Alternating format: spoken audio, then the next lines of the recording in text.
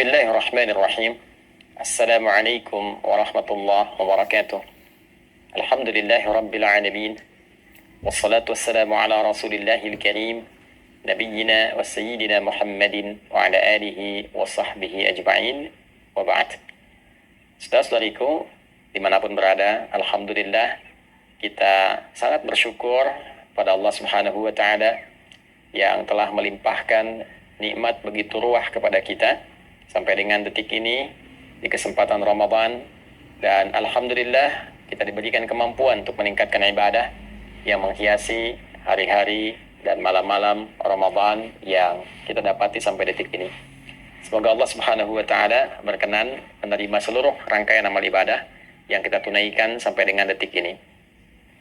Teman-teman, di antara keutamaan dan keistimewaan Ramadan seperti pernah kita ulas adalah bulan yang menghadirkan limpahan kesempatan untuk bermunajat kepada Allah Subhanahu wa Ta'ala.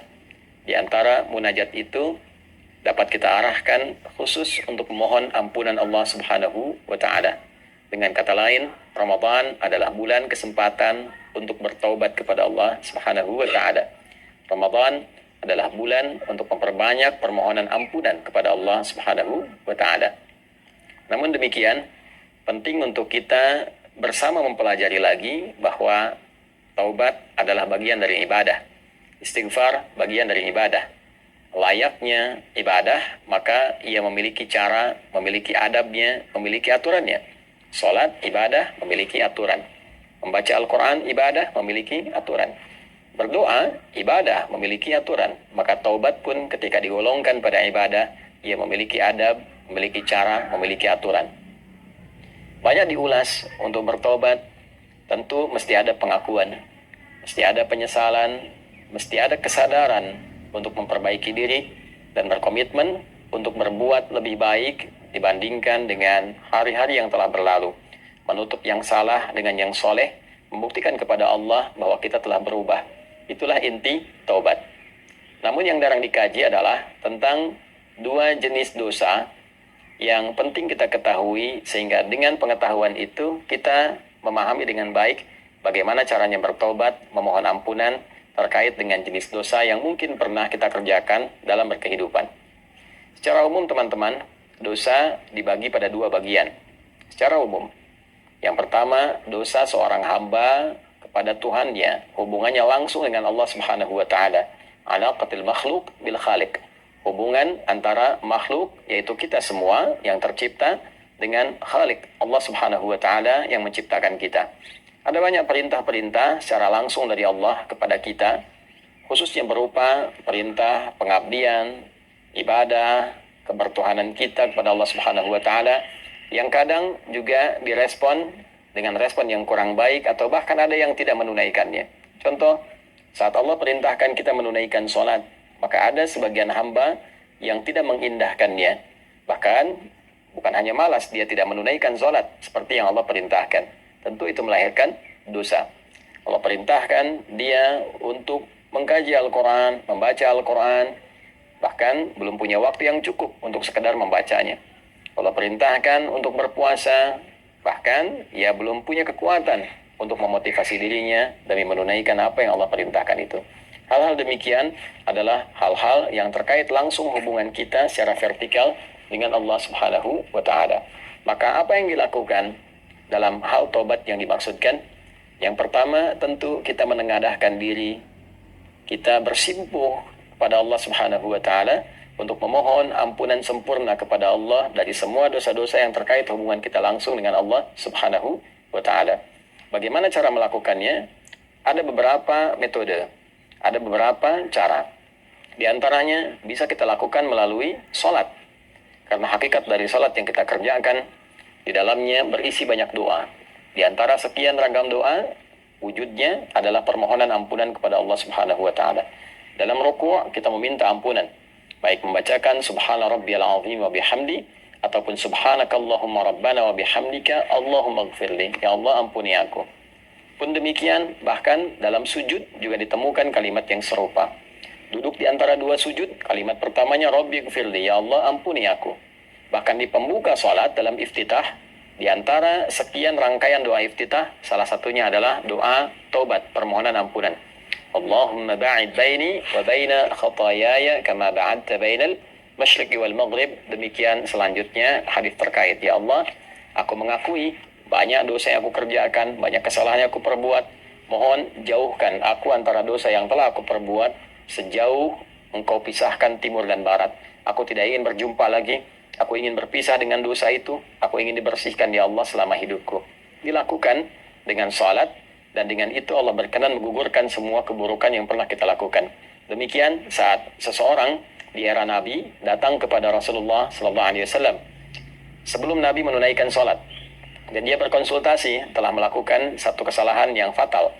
Maka karena akan tiba waktu salat, Nabi SAW meminta orang ini untuk menahan diri sejenak. Ketika menunaikan salat, kemudian turunlah Al-Quran surah ke-11 Hud ayat 114. Aqimis salata tarafain nahar wa zulafan minal lail innal hasanati yudhibna sayyiat. Tunaikanlah oleh hamba salat baik di kesempatan siang ataupun juga di kesempatan malam. Sungguh salat itu adalah perbuatan yang baik.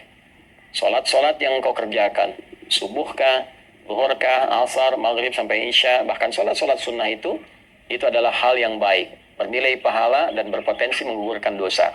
Hal yang baik, bernilai pahala, berpotensi menggugurkan dosa, disebut dengan hasanah. Jamaahnya disebut dengan hasanat. Lawannya sayyiat. Maka hasanah itu akan menggugurkan sayyiat. Hasanah yang saleh bisa menutup yang salah. Maka Allah tegaskan, innal hasanati, sungguh kebaikan-kebaikan bernilai pahala itu, yudhibna sayyiat, itu akan menggugurkan, menghilangkan segala bentuk keburukan-keburukan. Maka setelah Nabi menunaikan salat dan tuntas, orang ini berkonsultasi lagi, bagaimana dengan status kesalahan saya Rasulullah? Maka Nabi memberikan komentar maqala bahwa Allah sudah menurunkan ayat, dengan engkau menunaikan salat, dengan bermunajat kepada Allah, istighfar, betul-betul serius bertobat, Allah berkenan mengampuni dosa-dosa yang pernah dilakukan dalam hidup. Maka inilah salah satu fungsi salat. Fungsi salat bermakna taubat. Jadi bukan sekedar hajat. Wasta'inu bis-sabri was-salah. Kalau Anda punya persoalan, minta tolong kepada Allah, sabar terima, lalu menunaikan salat. Maka dalam salat kita meminta kepada Allah pertolongan. Itulah hajat. Karena itu dikenal salat adalah hajat. Tapi salat juga punya fungsi atau makna taubat. Kita mohon ampunan kepada Allah. Dalam ruku taubat, dalam sujud taubat, perbanyak, perlama dalam sujud itu, dan mohonkan ampunan Allah, ingat-ingat kesalahan apa yang kita perbuat. Setelah itu, kita minta kebaikan-kebaikan, kita berdoa dengan cara yang benar dan cara yang baik. Skema di luar sholat bisa dilakukan dengan bermunajat, mengangkat tangan, menyatukan kedua tangan, mempertemukan dua garis, mensejajarkan dengan dada, memohon kepada Allah, dan cari doa-doa spesifik sesuai dengan kesalahan yang mungkin kita pernah perbuat. Bila ada yang pernah bertindak yang fatal, sampai dosa, mohon maaf, menghilangkan misalnya nyawa orang lain, ada zikirnya ditemukan dalam Al-Quran. Rabbi inni zalamtu nafsi. Ya Allah, aku telah berbuat salah pada diriku sendiri. Faghfirli, maka mohon ampuni aku ya Allah. Aku menyadari aku salah, tapi aku juga memahami Engkau Maha Pengampun atas semua kesalahan yang pernah diperbuat oleh hamba-Mu. Maka Allah menjawab, faghfaralah. Maka Allah berkenan mengampuni dosa yang pernah ia perbuat. Itu adalah sanad atau ijazah doa yang bersumber atau berasal dari Nabi Musa alaihissalam. Ketika terjadi peristiwa yang tidak disengaja, Nabi Musa mengingatkan dengan menampar, tapi kekuatan yang diterima oleh pemuda yang kena tamparan itu menyebabkan dia meninggal. Maka refleks Nabi Musa kemudian memohon ampunan kepada Allah Subhanahu wa taala, ya karena ketidaksengajaannya, bukan dimaksudkan untuk menghilangkan nyawa atau dimaksudkan melukai orang lain. Maka yang paling penting bagi kita adalah ada sanad doa di dalamnya. Seorang Nabi, Rasul punya sifat ma'sum, dijaga oleh Allah. Dijaga, diperbaiki, diluruskan. Tentu ketika diizinkan perbuatan itu terjadi, salah satunya adalah untuk melestarikan doa bagi hamba yang bukan Nabi, bukan Rasul, dan melakukan kesalahan yang serupa. Ada lagi dosa-dosa yang cukup luar biasa fatalnya. Apakah terkait dengan 7 dosa besar misalnya? Ya, di dalamnya ada kemusyrikan, ada perzinaan, ada pembunuhan dan lain sebagainya. Maka kita bisa temukan di Quran surah ke-39 misalnya di ayat ke-53. Qul ya ibadiyalladzina asrafu ala anfusihim la taqnatu min rahmatillah.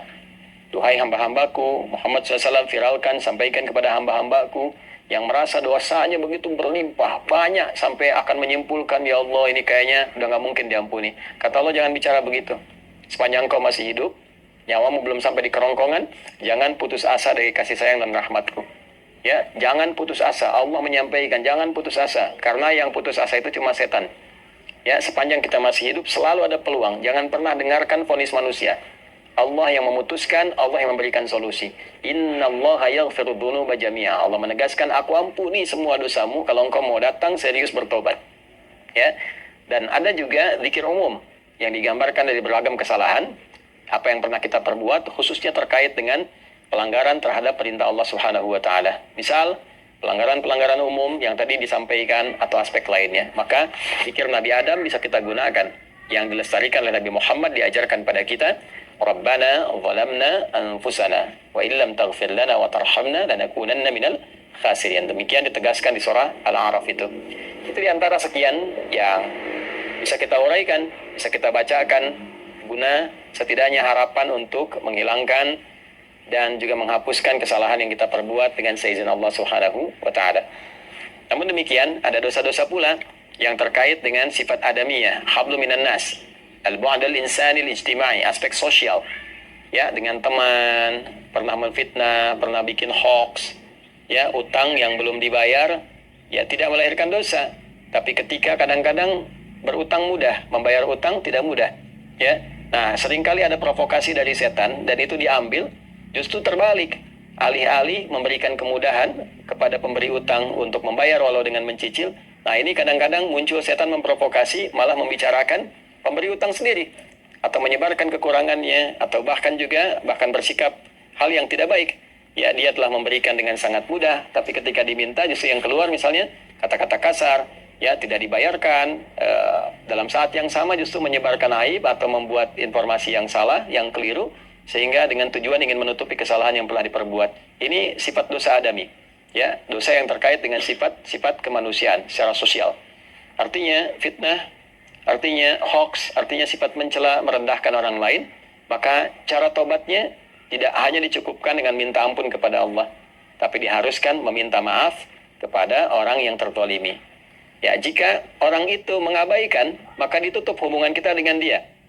Yang dimaksudkan begini, semisal ada orang mencela kita, lantas kita mengabaikan itu, kita biarkan, kita abaikan, ya kita mintakan kepada Allah solusi kebaikan, saya tidak ingin menanggapi. Maka kita yang dicela itu oleh Allah akan ditutup hubungannya dengan orang tadi dalam hal memikirkan dia, dibuat seakan-akan tidak ada masalah.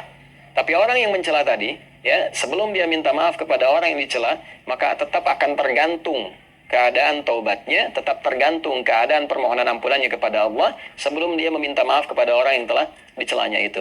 Nah, karena itu di bulan Ramadan, bulan baik, bulan permohonan ampunan, bulan taubat, kita mesti memahami skema ini. Tidak cukup dengan kita mengatakan, ya Allah ampuni saya, pada bagian yang kedua ini lantas selesai. Hubungan dia dengan Allah selesai, tapi dengan orang itu belum selesai. Ya, bagaimana faktor belum selesainya? Di hadits Muslim, riwayat sahabat Abu Hurairah radhiyallahu taala anhu, bila ini tidak diselesaikan di dunia, maka di akhirat bisa terjebak pada potensi kebangkrutan yang disebut dengan muflis, orang yang bangkrut, karena pahala dia ditransferkan kepada orang yang pernah dizaliminya. Tu'khadhu hadza min hasanati wa hadza min hasanati. Dia berbuat salat, lantas dia mencela orang lain, maka pahala salatnya diberikan kepada orang yang dicela itu.